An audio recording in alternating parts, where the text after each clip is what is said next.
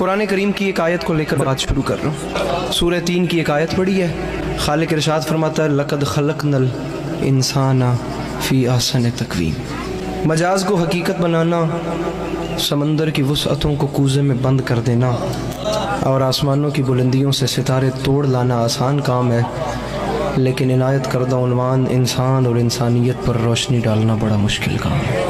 انسان خداوند عالم کی تخلیق کا وہ عجیب و غریب شاہکار ہے جسے خلق فرما کر خالق انسان نے، خالق لم یزل نے اتنے فخر سے ارشاد فرمایا کہ اس کے فخر کا عالم یہ تھا، زمانہ سن لے، انا خلقنا الانسان، اس انسان کو میں نے نہیں، اسے ہم نے خلق فرمایا۔ پھر ہم نے اس انسان کو خلق فرما کر اس کے فانوس دماغ میں شمع عقل روشن کی اور پھر اختیارات کی قوت سے نوازا۔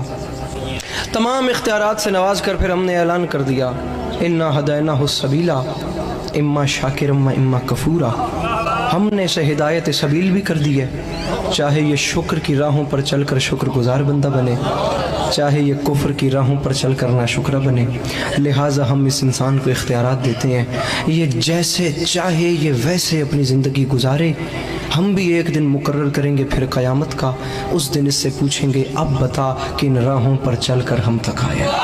یہ حضرت انسان، یہ ماؤ تین کا مجموعہ، یہ آب و گل کا سنگم، یہ کچھ پانی اور کچھ مٹی کا پتلا، یہ زمین پہ جال بن کے بچھ گیا، یہ آسمانوں پہ کمندے ڈالنے لگا، زمین اس سے نہ بچی، پہاڑ اس سے نہ بچے، ہوا اس سے نہ بچی، فضا اس سے نہ بچی، سمندر کی ہیبت ناکی کو چیلنج کر کے اس نے اس کی موج سے موج ٹکرا دی، اس نے جو فلک پر اڑتے ہوئے طائروں کو زمین پہ بسمل کر کے پھینک دیا، اس نے حباب کے دل توڑ دیے، اس نے آب رواں کی چادر تباہ کر دی، اس نے کارے دریا میں چھپے ہوئے صدف کو لا کر سطح آب پہ بے آبرو کر دیا، یہ لوہے کو آکاش پہ اڑا رہا ہے، یہ موتی کی آبرو کو بچا رہا ہے، یہ دانے کو دھرتی سے اٹھا رہا ہے، یہ ذرے کا جگر چیر کے اس میں سے ایٹم نکال رہا ہے، یہ زمین کو ناقابل رہائش سمجھ کر چاند ستاروں پہ ڈیرے ڈالنے جا رہا ہے۔ فرشتوں میں ایک ہلچل سی مچ گئی ہے جس میں جبرائیل ارشاد فرما رہا ہے فرشتوں ہوشیار، یہ جنت سے نکالا ہوا پھر واپس آ رہا ہے۔ آپ دیکھیں کہ انسان کے پاس کس چیز کی کمی ہے۔ اس کے پاس کھانے کے لیے بے مثال خوراکیں ہیں، پہننے کے لیے نو بنو پوشاکیں ہیں، اس کے پاس بادہ گلفام بھی ہے اور جادہ آرام بھی، تمام تر چیزیں اس ترقی یافتہ انسان کے پاس ہیں، بس سچی خوشی اس کے پاس نہیں ہے۔ ہر چیز اس کے پاس ہے، لیکن آج کا ترقی یافتہ انسان چیخ اٹھتا ہے کہ بالآخر مجھے چین کیوں نہیں ملتا، مجھے سکون کیوں نہیں ملتا۔ تم ٹھیک کہتے ہو تمہیں چین نہیں ملتا، تم ٹھیک کہتے ہو تمہیں سکون نہیں ملتا، تم ٹھیک کہتے ہو تمہیں اطمینان نہیں ملتا، وہ اس لیے کہ ہمیں ان دولت قدوں میں انسان نہیں ملتا، طریقت قدوں میں قرآن نہیں ملتا، مسجدوں میں دہشت گردی ہے، ذکر رحمان نہیں ملتا۔ ملے بھی تو کیسے ملے؟ کیونکہ مردوں میں رسول کا طریقہ نہ رہا اور عورتوں میں حسین کی ماں کا سلیقہ نہ رہا۔ ایوے پہ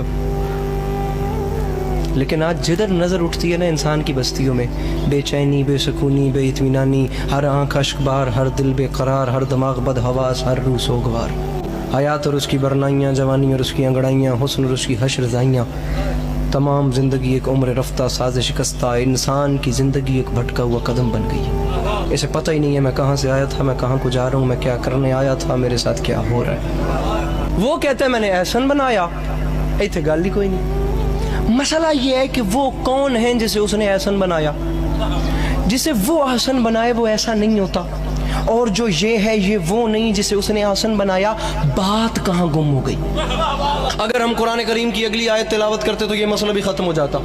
وہ خالق فرماتا ہے لقد خلقنا الانسان فی احسن تقویم، پھر فرماتا ہے ثم رددناہ اسفل سافلین، پہلے ہم نے آسن بنایا، پھر ثم رددناہ، پھر پلٹا کر اسفل سافلین، بدترین شکل میں پیش کیا۔ نہ اس کے اچھے ہونے کی کوئی حد ہے، نہ اس کے برے ہونے کی کوئی حد ہے۔ ہم تمہیں دنیا والوں دونوں صورتیں دکھاتے ہیں، یہ اچھا بھی بہت اچھا ہے، یہ برا بھی بہت برا ہے۔ خدا کی قسم جب یہ برا ہوتا ہے نا، جب یہ برا ہو جائے تو حیوان اس سے شرمانے لگتے ہیں، پرندے اس سے گھبرانے لگتے ہیں، جانور کو اس سے خوف آنے لگتا ہے۔ کھڑے ہو کے بندہ سوال کرے علی عباس عسکری انسان سے حیوان کیوں شرماتے ہیں؟ میں تجھے بتاؤں، انسان سے حیوان اس لیے شرماتے ہیں، شیر درندہ ہے لیکن شیروں کے لیے نہیں، چیتا صفاق ہے لیکن چیتوں کے لیے نہیں، بھیڑیا خون آشام ہے لیکن بھیڑیوں کے لیے نہیں، سانپ زہریلا ہے لیکن سانپوں کے لیے نہیں زہریلا۔ تو نے آج تک نہیں سنا ہوگا کہ سانپ نے سانپ کو ڈسا اور سانپ کے ڈسنے سے سانپ مر گیا۔ تمام دوسروں کے لیے زہریلے، خون آشام اور خدا کی قسم یہ اس قسم کے وحشی ہیں، لیکن انسان جب اسفل السافلین اور بری منزل پہ آتا ہے تو اپنے ہی بھائی کا لہو پیتا ہے، یہ اپنے ہی بنی نو کی ہڈیاں چباتا ہے، یہ اپنے ہی گھر میں بیٹی جیسی رحمت کو زندہ دفن کر دیتا ہے۔ جب یہ برا ہو جائے تو اس کے برے ہونے کی کوئی حد نہیں، لیکن پھر خدا کی قسم تاریخ کہتی ہے جب یہ اچھا ہوتا ہے نا تو کبھی شہ سوار برق رفتار ہوتا ہے، کبھی انجم شکار ہوتا ہے، کبھی تہذیب کا دیوتا ہوتا ہے، کبھی ارتقاء کا پروردگار ہوتا ہے۔ بلند ہوتے ہوتے اتنا بلند ہو جاتا ہے یہ حضرت انسان کہ وہاں سے آگے وہ منزل آ جاتی ہے اس انسان کی بلندی کی کہ جہاں سے آگے جبرائیل کے پر جلے وہاں سے آگے اس کی نالین جاتی ہے، جہاں سے آگے جبرائیل کے پر جلے وہاں سے آگے اس کی نالین جاتی ہے۔ کبھی حیوان شرمانے لگتے ہیں، کبھی فرشتے سجدہ کرنے لگتے ہیں۔ احسن تقویم اور اسفل سافلین کو انسان دو ناموں میں تبدیل کر دیتا ہے۔ سمپل سی بات ہے، ایک کو یزید کہتے ہیں دوسرے کو حسین کہتے ہیں۔